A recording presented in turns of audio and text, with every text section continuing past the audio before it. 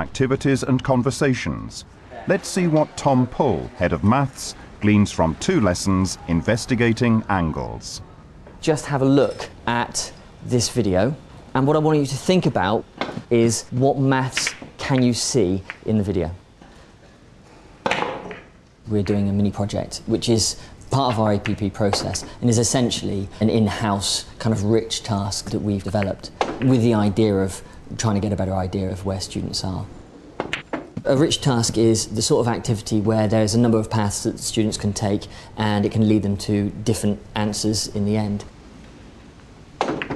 The idea is that the curriculum comes first and the assessment comes out of that curriculum, so that we're not just sticking assessment on at the end.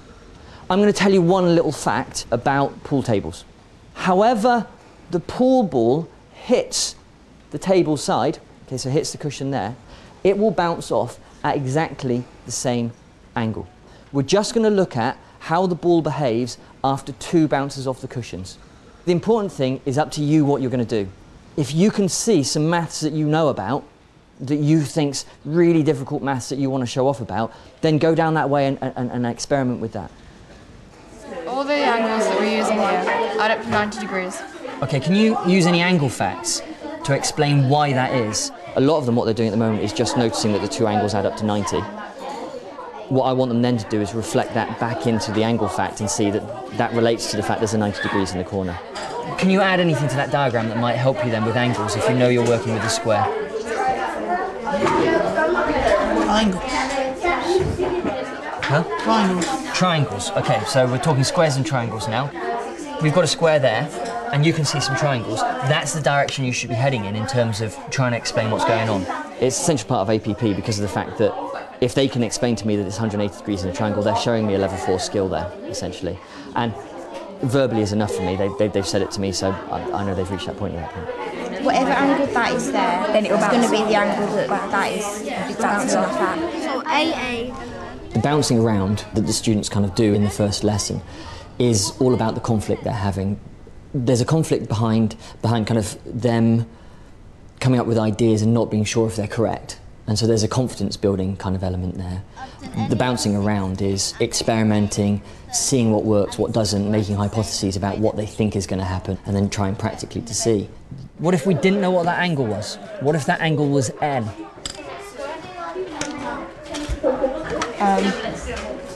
You'd work it out. If a student gets kind of stuck and pinned down by a concept, I'm quite happy to let them battle with that concept for the hour, and maybe they don't get miles into the mini project, but because we're doing this over and over again throughout the year, we're going to get a picture in other places. Okay, Adam, tell us what you're doing then. 10 plus 80 equals 90, and Right. 40 plus 50 equals 90. Right. And I've found out the nth term, so the nth term would be n plus 90 minus n. That would equal 90. Fantastic. Now, what I'm really interested in here, okay, is that you've been going around and you've been changing the angles, which is absolutely fantastic. But now you're starting to think about, what if I don't put a particular number down, but instead I put down n?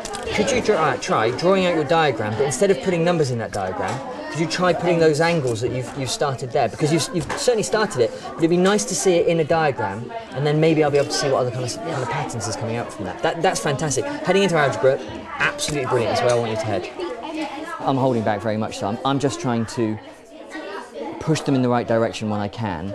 But at the same time, if I can, what I'm trying to do is get the students to explain to each other what's going on. So if they ask me a question, what I'll often do is defer that question to somebody else on the table.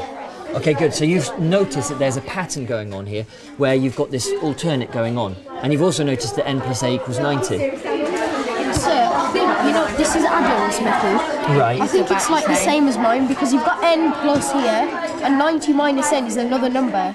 And if you could just call that A. Oh, this is really interesting because what you're doing there, right, and that's absolutely fantastic, okay, is you're doing what's called algebraic substitution. Okay, so you've noticed that this actually looks the same as this. Yeah, and look, you've taken that 90 minus n, you've said that's great stuff. That's really high level algebra that you're doing there. I'm really, really impressed. I expected them to use some algebra, but what I didn't expect was for them to start coming up with different formulas and then comparing them and then being able to see that they were actually the same algebra after all, which was great, because there was an element of an algebraic manipulation in there, and part of something that I've not taught them yet, that they started to come to grips with themselves. I don't really understand how it's n take away, 90 take away n. It's because the n you've got, if you take it away from 90, would make a number add n equals 90. Can you relate it back to her diagram here? Can you show what's going on with the diagram? I think it's definitely better than doing tests, because you get to interact with other people around you, and you get to, like, because Mr. Paul actually comes up and, like, gives you kind of clues, and it really, like, helps you a lot. It helps me understand my assessment levels, because it knows how to improve on which areas of teaching you need to improve on within these challenges. It makes me a better mathematician, because you have to really think about, like, why, and he helps you, but he doesn't give away the answer, so you've got to always do a bit yourself.